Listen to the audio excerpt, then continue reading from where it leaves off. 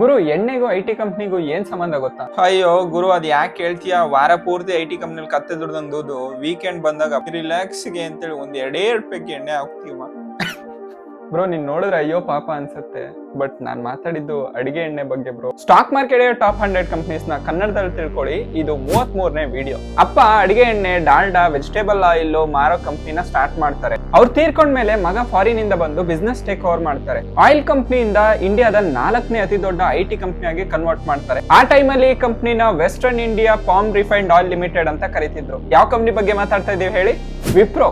ಈ ಕಂಪ್ನಿ ನಮ್ಮ ದೇಶ ಮತ್ತೆ ವಿದೇಶದಲ್ಲಿರೋ ಕಂಪ್ನಿಗಳಿಗೆ ಐಟಿ ಸರ್ವಿಸಸ್ ನ ಕೊಡುತ್ತೆ. ಸಾಫ್ಟ್ವೇರ್ ಮತ್ತೆ ಹಾರ್ಡ್ವೇರ್ ಎರಡನ್ನೂ ಮಾಡುತ್ತೆ. ಸಾಫ್ಟ್ವೇರ್ ಅಂತ ಹೇಳಿದ್ರೆ ಕೋಡಿಂಗ್ ಮಾಡುತ್ತೆ, ಅಪ್ಲಿಕೇಶನ್, ವೆಬ್ಸೈಟ್ ಇದನ್ನೆಲ್ಲ ರೆಡಿ ಮಾಡ್ಕೊಡುತ್ತೆ. ಹಾಗೆ ಮೇಂಟೈನ್ ಮಾಡುತ್ತೆ, ಹ್ಯಾಕ್ ಆಗದಿರೋ ತರ ಸೈಬರ್ ಸೆಕ್ಯೂರಿಟಿ ಕೊಡುತ್ತೆ. ಹಾಗೆ ಕಸ್ಟಮರ್ ಮತ್ತೆ ಕಂಪ್ನಿ ಡೇಟಾ ಸ್ಟೋರ್ ಮಾಡಕ್ಕೆ ಕ್ಲೌಡ್ ಸರ್ವಿಸಸ್ ನ ಕೊಡುತ್ತೆ. ಹಾಗೆ ಡೇಟಾನ ಅನಲೈಸ್ ಮಾಡಿ ಅದನ್ನ ರಿಪೋರ್ಟ್ಸ್ ಕೊಡುತ್ತೆ. BPO, customer support